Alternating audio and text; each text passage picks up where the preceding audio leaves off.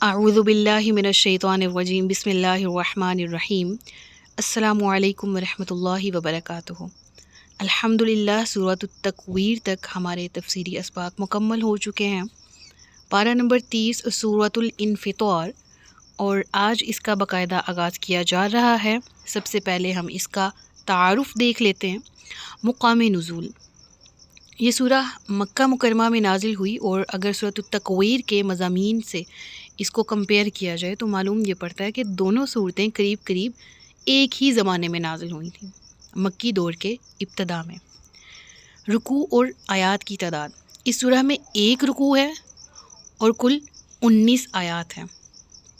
انفطار نام رکھنے کی وجہ، یعنی اس سورہ کی وجہ تسمیہ کیا ہے؟ انفطار کا معنی ہے پھٹ جانا، اور اس سورہ کا یہ نام اس کی پہلی آیت میں مذکور لفظ انفطرت سے ماخوذ ہے۔ اب اس کو میں ذرا آسانی سے اس طرح سے سمجھا دیتی ہوں کہ انگریزی میں ایک ٹرم یوز ہوتی ہے بیس، اور پھر اس بیس ورڈ سے جو چیز نکلی ہوتی ہے وہ ڈرائیوڈ ورڈ کہلاتی ہے، رائٹ؟ یعنی بیس کوئی بھی چیز ہو اس سے بننے والی نئی چیز ڈرائیوڈ کہلاتی ہے۔ سیم لائک دس عربک میں اور اردو میں بھی انفیکٹ جو بیس تھنگ ہے وہ کیا کہلائے گی؟ مصدر، اور جو اس سے بننے والا نیا لفظ ہوگا وہ مشتق کہلاتا ہے، ٹھیک ہے؟ تو لفظ انفطار بیسیکلی مصدر ہے، ٹھیک ہے؟ یعنی بیس ہے، اور اسی لفظ سے ماخوذ ہے بنا لفظ انفطرت، ٹھیک ہے؟ اور یہی لفظ کیونکہ اس سورہ کی پہلی آیت میں ہے اذا السماء انفطرت، ٹھیک ہے؟ تو سماء آسماں، اور یہ مؤنث کا صیغہ ہے عربک میں، ویسے اردو میں تو ہم اس کو مذکر بلاتے ہیں، ٹھیک ہے؟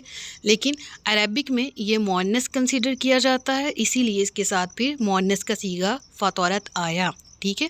تو اذا السماء انفطرت پہلی آیت میں لفظ موجود ہے، اور اس کا مصدر جب ہم نے چیک کیا تو وہ انفطار بنا، اور اسی مصدر پہ اس سورہ کو موسوم کر دیا گیا، رائٹ؟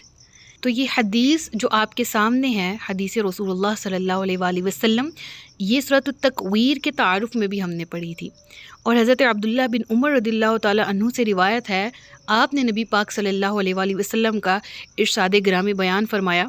نبی پاک فرماتے ہیں کہ جسے یہ پسند ہو کہ وہ قیامت کے دن کو ایسا دیکھے، یعنی جو شخص یہ چاہتا ہو کہ روز قیامت کو اس طرح دیکھ لے جیسے آنکھوں سے دیکھا جاتا ہے، تو وہ سورۃ التکویر، سورۃ الانفطار اور سورۃ الانشقاق پڑھ لے۔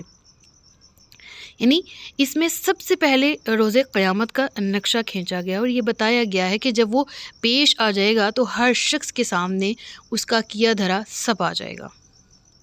قیامت کے دن کے مناظر واضح کیا گئے، اور قیامت کے دن انسان کے اعمال کس طرح سے پرکھے جائیں گے، اس کا انجام کس طرح سے اس کے سامنے لایا جائے گا، اس عنوان پر اس سورہ میں آیات ہمیں ملتی ہیں۔ تو بہرحال مضامین کو پوائنٹس کی فارم میں دیکھ لیتے ہیں۔ مرکزی مضمون قیامت کی علامات ہیں جو بیان کی گئی، اور ابتدا میں قیامت کے قائم ہوتے وقت کائنات میں ہونے والی ہیبت ناک تبدیلیاں بیان کر کے فرمایا گیا کہ اس وقت ہر جان کو وہ سب کچھ معلوم ہو جائے گا جو اس نے آگے بھیجا اور جو اس نے پیچھے چھوڑا۔ یعنی انسان کو احساس دلایا گیا ہے کہ جس رب نے تجھ کو وجود بخشا، جس کے فضل و کرم کی وجہ سے آج تو سب مخلوقات سے بہتر جسم اور اعضاء لیے پھرتا ہے، اس کے بارے میں یہ دھوکہ تجھے کہاں سے لگ گیا کہ وہ صرف کرم کرنے والا ہی ہے، انصاف کرنے والا نہیں ہے؟ یعنی تو نے تو سمجھا کہ بس تو مسلمان ہے تو شاید اس لیے بخشا جائے گا، یا اگر تو کیا وہ شخص ہے کہ جس نے اللہ کے بارے میں صحیح عقیدہ ہی نہ رکھا جو عقیدہ ریکوائرڈ تھا، کیا تو اللہ کے انصاف سے بے خوف رہا؟ تو انسان کو خبردار یہ کیا گیا کہ تو کسی غلط فہمی میں مبتلا نہ رہنا، تیرا پورا نامہ اعمال تیار کیا جا رہا ہے۔ پھر انسان کو خبردار کیا گیا کہ تو کسی بھی طرح کی غلط فہمی میں مبتلا نہ رہنا، تیرا پورا نامہ اعمال تیار کیا جا رہا ہے، اور نہایت معتبر کاتب ہر وقت تیری تمام حرکات اور سکنات کو نوٹ کر رہا ہے۔ یعنی اللہ نے سب سے پہلے اس چیز کی طرف جھنجھوڑا کہ اپنے رب سے تجھے کس چیز نے غافل کر دیا، اپنے کرم کرنے والے رب کے بارے میں دھوکے میں کس چیز نے تجھے ڈال دیا جو تو نے اس کی نافرمانی شروع کر دی۔ کیا تو یہ سمجھتا ہے کہ تو فقط یا تو دو کنسیڈر کیے جاتے ہیں نا عقائد، ایک تو جو قیامت کا ہی انکار کرنے والے، وہ جو کہتے ہیں کہ قیامت جو ہے قائم ہی نہیں ہونی، ہم جب مر مٹ جائیں گے تو دوبارہ اٹھائے ہی نہیں جائیں گے، روز جزا کا انکار کرنے والے، بدلے کے انصاف کے دن کا انکار کرنے والے۔ اور دوسرے وہ جو کہ مانتے ہیں لیکن بھولے بیٹھے ہیں اور شاید سمجھے بیٹھے ہیں کہ یہ مسلمان ہونا ہی شاید ہر مسئلے کا حل ہے اور مسلمان سے اس کے اعمال کے بارے میں نہیں پوچھا جائے گا۔ حالانکہ اللہ کیا فرما رہا ہے، ہر انسان پر کرامن کاتبین 2 فرشتے مقرر ہیں جو اس کے اعمال اور اقوال کے نگہبان ہیں، وہ اس کے تمام اعمال جانتے ہیں۔ پھر آخر میں پورے زور کے ساتھ یہ کہا گیا کہ یقیناً روز جزا برپا ہونے والا ہے جس میں نیک لوگوں کو جنت کا عیش اور بد لوگوں کو جہنم کا عذاب دیا جائے گا۔ اس روز کوئی بھی کسی کے کام نہیں آئے گا، فیصلے کے کل اختیارات بالکل اللہ ہی کے دست قدرت میں ہوں گے۔